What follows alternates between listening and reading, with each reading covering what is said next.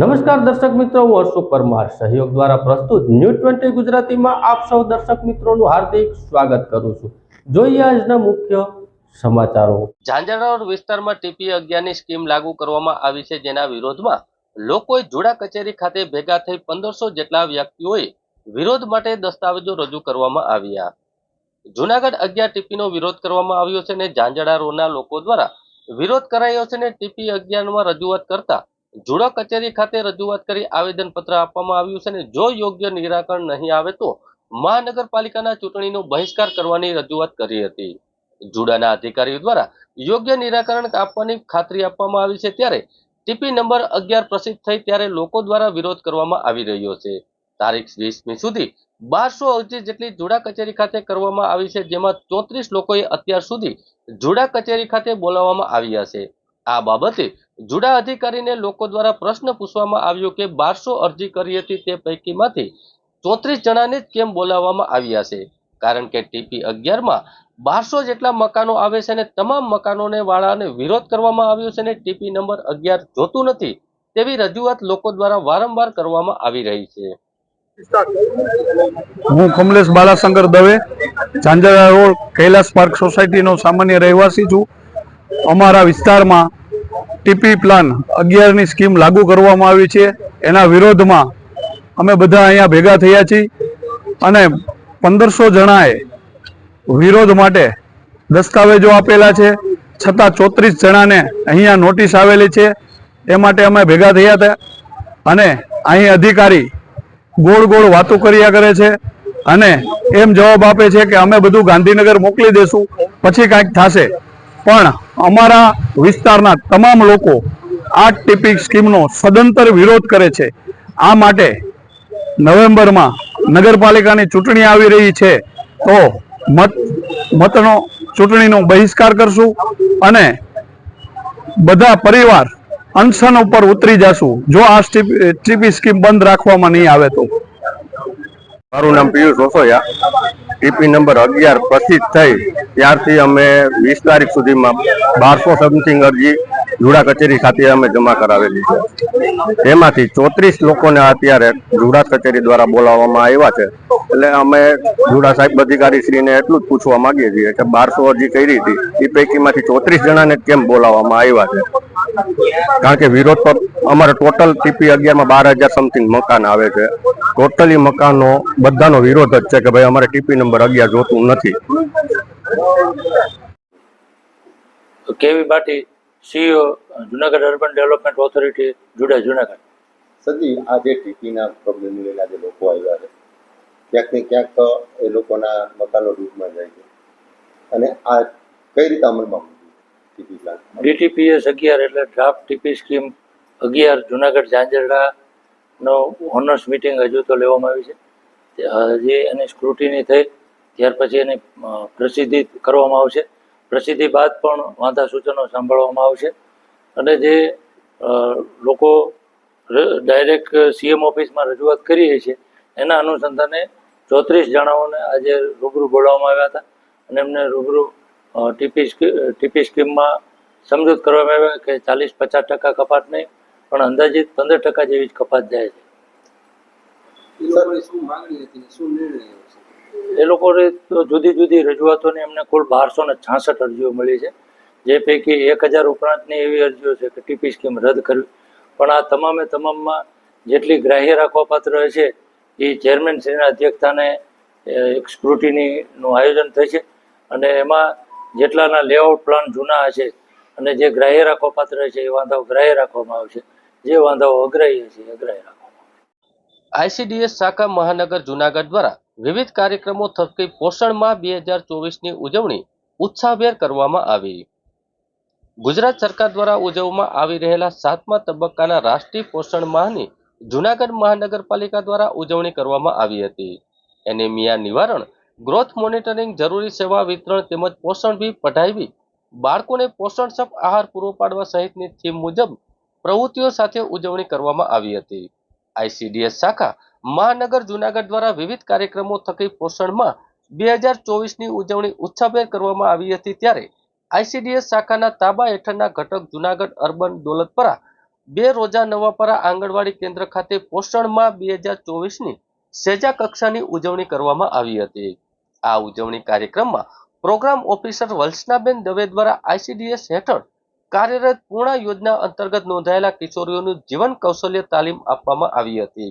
તેમજ કિશોરીઓને એનેમિયા તેમજ કિશોરીના પોષણ અંગે વિસ્તૃત ચર્ચાઓ પણ કરવામાં આવી હતી.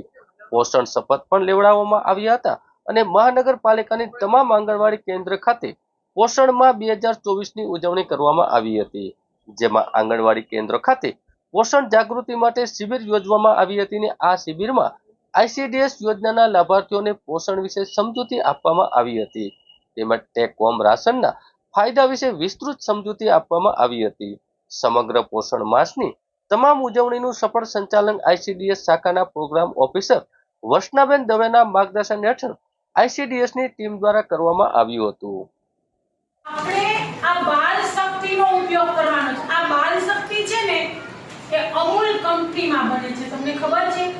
આ અમૂલ કંપનીની અંદર એની અંદર માખણ ખાઈએ છીએ ત્યાં આ પ્રોસેસ કરીને બને છે. 3 મશીનમાં તો એ ઘઉં સાફ થાય છે. વત્સલાબેન દવે, પ્રોગ્રામ ઓફિસર, મહાનગરપાલિકા જુનાગઢ. આખા ભારત દેશની અંદર સપ્ટેમ્બર માસની અંદર પોષણ માસની ઉજવણી થાય છે. જુનાગઢ શહેરની તમામ આંગણવાડીની અંદર આખા માસ દરમિયાન વિવિધ યોજનાઓને આવરી લઈને વિવિધ મુદ્દાઓને પ્રાધાન્ય આપ્યું છે અને 1 તારીખથી 30 તારીખ સુધીનું જુદી જુદી થીમ પ્રમાણે અમે દરેક કેન્દ્રની અંદર આ ઉજવણી કરી રહ્યા છીએ. આજે આંબેડકર સેજાની ઉજવણી થાય છે.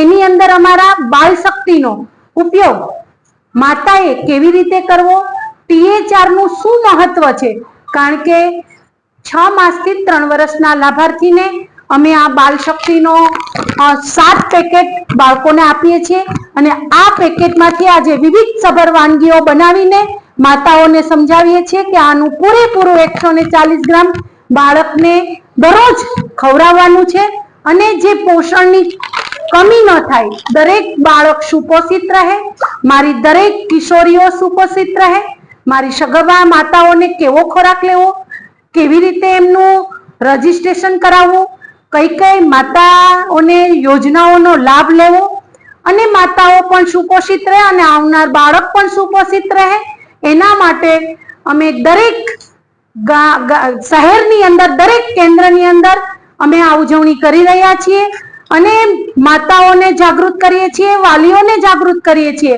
કે આ પોષણ એ આપણા શરીર માટે ખૂબ ઉપયોગી છે અને જો પોષણયુક્ત ખોરાક લેવાથી આપણું આખું કુટુંબ સુપોષિત રહે છે અને આપણે કોઈ પણ રોગનો ભોગ નથી બનતા. આપણા ઘરની બનાવેલી વસ્તુમાંથી જ વિવિધ સભર વાનગીઓ કેમ બનાવવી એના વિશે વિગતવાર માર્ગદર્શન આપેલું છે. જુનાગઢ શહેરના ઓપલા દાતારની ધાર્મિક જગ્યામાં દાતાર બાપુનું મહાપર્વ ઉત્સવ મેળો યોજાશે. 13 સપ્ટેમ્બરથી આ મેળાનો પ્રારંભ થશે અને અમૂલ્ય આભૂષણોની ચંદન વિધિ સાથે દીપમાળા સહિતના કાર્યક્રમનું આયોજન કરવામાં આવ્યું છે.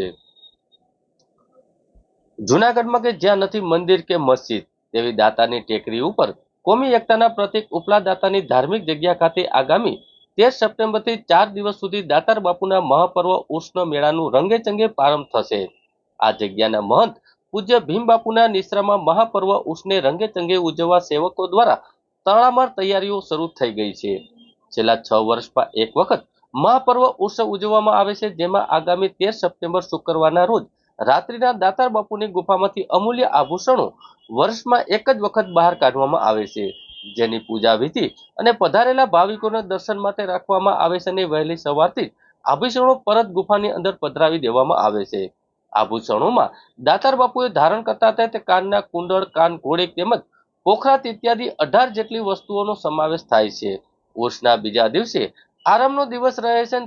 તારીખ 15 ને રવિવારના રોજ રાત્રિના મહેંદી અને દીપમાળાના કાર્યક્રમનું પણ આયોજન કરવામાં આવ્યું છે.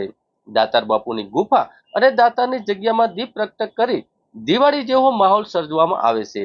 આ દિવસોમાં મહાપુરુષમાં લોકો દાતાર બાપુના દર્શન અને દીદાર માટે ઉમટી પડે છે અને 4 દિવસના મેળામાં દાતાર બાપુના દર્શન કરવા ભાવિકો મોટી સંખ્યામાં દાતારની ટેકડી એટલે કે 3000 પગથિયા ચડીને જતા હોય છે.